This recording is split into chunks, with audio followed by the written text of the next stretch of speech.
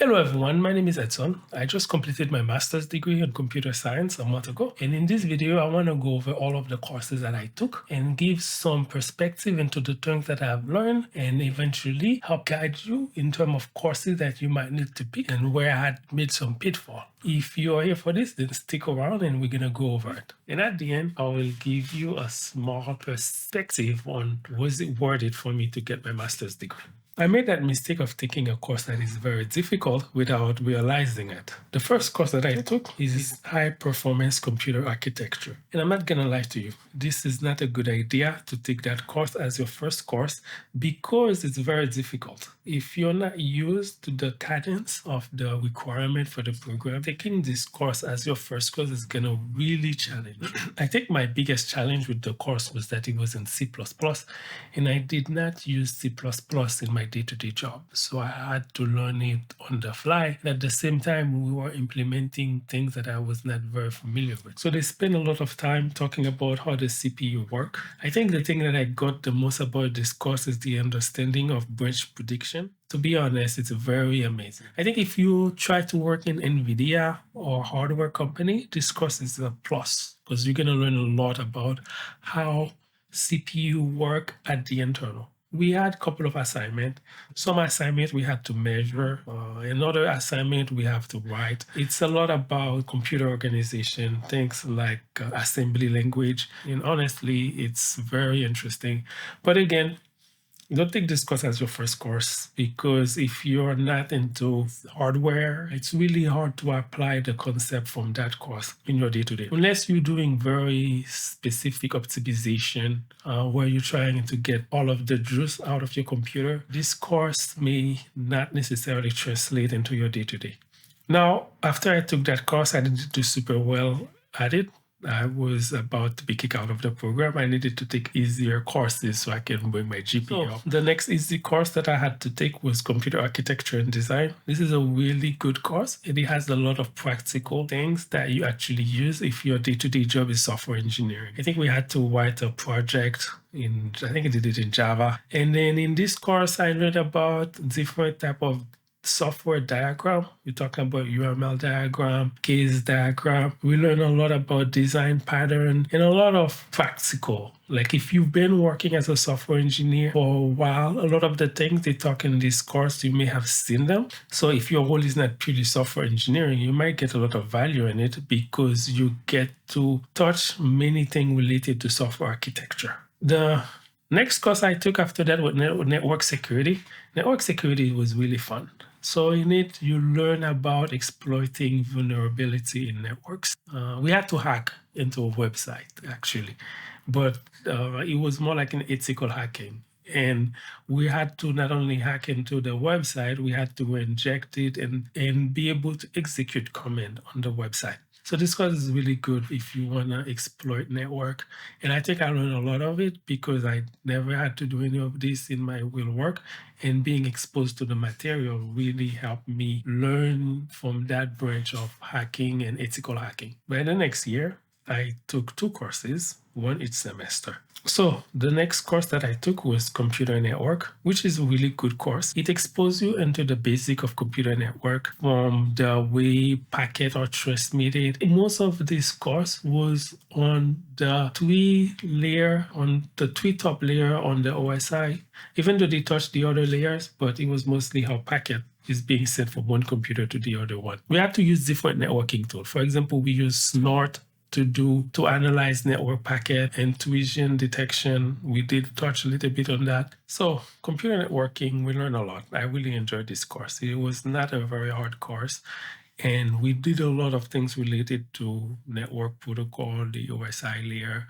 We touched different layers and how they work, the algorithm behind them. And it was on the easy side course, but I needed it for my grade at the time.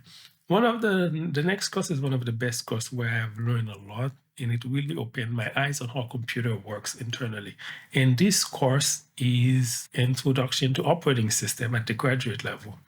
I took operating system in my undergrad, but this course not only delved deeper, but I've actually really learned how to write multi-threaded application. We spent a lot of time learning about mutex, semaphore, and how to use it. I think the project was really interesting and eye-opening.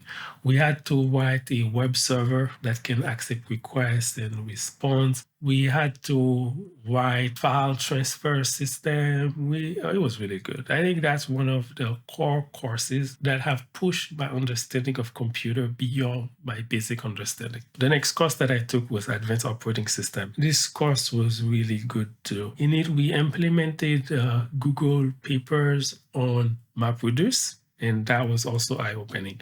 We did a lot of things related to virtualization. And if you want to delve deeper into what I learned in this course, I created a dedicated video that goes into more details. And then you can check out the video somewhere here or here. I don't know where it's going to come. The next course that I took was Data and Visual Analytics. This course exposed you to how to graph. We touched a lot of JavaScript library that can help you graph things. We use Tableau to graph things. And then we had a group project where we sit with students. We use a lot of data visualization tools to graph. This course is a very fast-paced course, and you're going to touch a lot of tools, right? Like Hadoop, you're going to touch Scala. You're going to touch so many tools at once, but I think that's the way it goes. It's not an easy course, but if your background is computer science, you can navigate your way to it. A lot of other students were in the online Master of Science in Analytics, kind of struggle a little bit with this course because I'm not quite sure why. In my contribution to this course was to write the infrastructure for them because I was not good at data interpretation, but I could write the right script to script the data and dump the data. And these other students in data analytics, they are very good at interpreting the data and do linear regression in the data. So this part, I wasn't good at it, but because this course is a mixture of OSMCS student and Master of Science in Analytics, it made it so that I can complement one another. The next course that I took was a course in database. This course is also a course that is very applicable to day-to-day. It pushed my understanding of SQL, SQL. I had to use part of SQL that I've never used before. And also it's a refresher course because sometimes SQL can be challenging. We had a very good project in this where we had to build a team. In a team, we had to build a project that is an application. I think we choose Python to do it, where we built a UI and then the UI get our request and it execute query execute query and send those query to our database and get back the result. But this course was not easy. For that project, I was mostly the engineer that helped hosting the application in Google Cloud, building the skeleton of the web application. And other students who are very good with database, they wrote all of the SQL query and also debugging. I built the user interface with React. So I pushed the team in the building the UI and let the other team member that knows more about SQL and data analytics build the SQL query. Even though I could come in and debug and all those things, I think my value was more into building the skeleton and let them put the heavy lifting with database. Next course was software development and process. Honestly, this course is very easy. I don't think I learned that much in this course, mostly because this course is more for entry-level software engineer. They teach you things such as how to use Git. I think that's the only thing I remember. I honestly don't remember that much about that course. It was not like a course that was memorable. But I have to say at the same time, nothing was wrong with the course. It was mostly because I'm already an experienced software engineer. So a lot of the things that was taught in this course was more for junior engineers joining a dev team. So like agile methodologies and all these things that I do day to day. So I honestly don't remember something specific that I have learned in that course, mostly because I've been working for a while. The final year, I took digital marketing, and this course was also eye-opening to me because in this course, I learned how to use the internet. to market people. I've used different type of technique, how to build your website so that you can track user, how like your cell phone can be used to gather data, how to segment customer. In this course, it's one more like a course you would take in a business school because there was no programming assignment and it was a lot of case study, a lot of case study. That's what we do. We had homework every week. I didn't like this course because we had homework every week, but this course is more about your ability to write and to read, and also to use technology, right, to help people with their marketing purpose, like how to sell. And then they do, I think the thing I learned was the case study. Like they went into how Starbucks created a mobile app and how that mobile app helped them drive revenue and making that connection. I think after this course, I kind of understand the impact of software engineer has on an organization in terms of raising the revenue, lowering cost. Because we did so many case study that it opened my eyes that, oh yeah, okay, and now I understand why they're paying software engineers so much money. Last but not least, this is the beast. I took graduate algorithm. This course in itself is not difficult. No, sorry, I have to take this back. This course is difficult. It takes a certain mindset. I think this course is less about your ability to write code and more about your ability to reason about code, why your code work, and to prove it. So the course is divided into multiple portions. I think the first portion we spent was dynamic programming and divide and conquer algorithm. This portion was very easy for me because I can code and lead code helped me a lot. The second portion was about graph algorithm. This one was slightly easier, but this part we don't have to code. We have to explain our algorithm, what algorithm would work. So we had something called black box algorithm.